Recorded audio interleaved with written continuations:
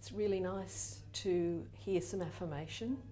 I think often as being on the margins of the church in terms of what people recognise as church, it's quite isolating, and it's really nice to have the affirmation of the Synod for the work we're doing. We've been recognised as a group of people who are doing mission as the church, but also as a group of people who meet together and listen and try to discern what God's up to in our community and join in. But we also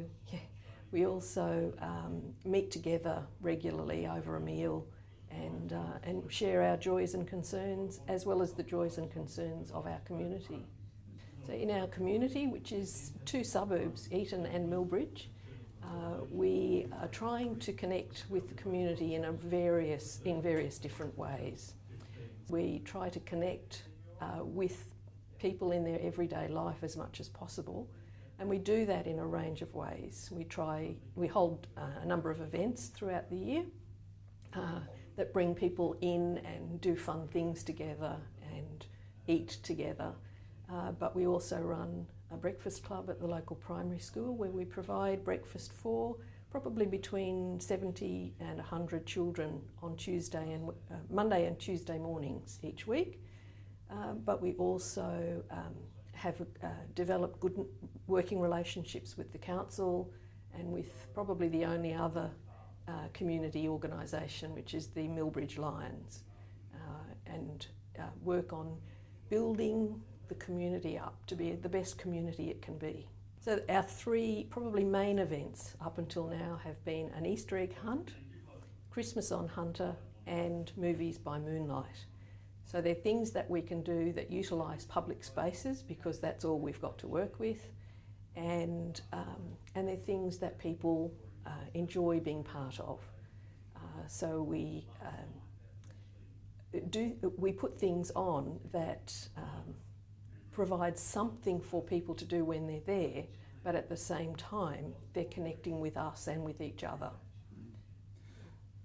I'll say that I thought one of the key connections for us would be through the schools, because they are already part of the community.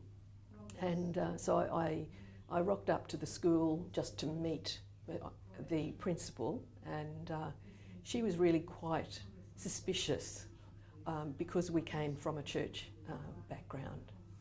But gradually, by getting involved in the school through the P&C and school council, and just getting to know her as well as other staff, she's become completely open to whatever we would like to do.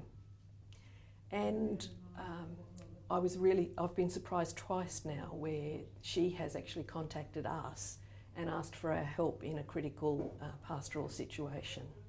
We had a mum of 3 young girls at the school die just out of the blue, and the principal called me in, asked me to help. I led the funeral, but I also worked with the girls about what was going to happen at the funeral and what they might expect, and we've had an ongoing relationship with that family ever since. She also called us in when a child fell seriously ill at the swimming carnival, and I was quite ill at the time, so Peter went to the hospital and sat with the mum for a while and arranged, because the child was transferred by air to Perth, arranged to go to the home that night and collect some clothes for the mum and drive them up to Perth for her the next day. And again, we've had an ongoing relationship with that family,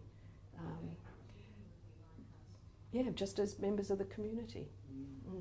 What's been really exciting, lots of things have been exciting, but one of the things that we've found is that the team are getting so much more out of being part of that team than being part of the inherited church. They're actually regarding it as their church now and are starting to contribute financially to the project quite separately from their contribution to their congregation. So we actually are being church in a whole range of ways. That's more energising than anything I've been part of before.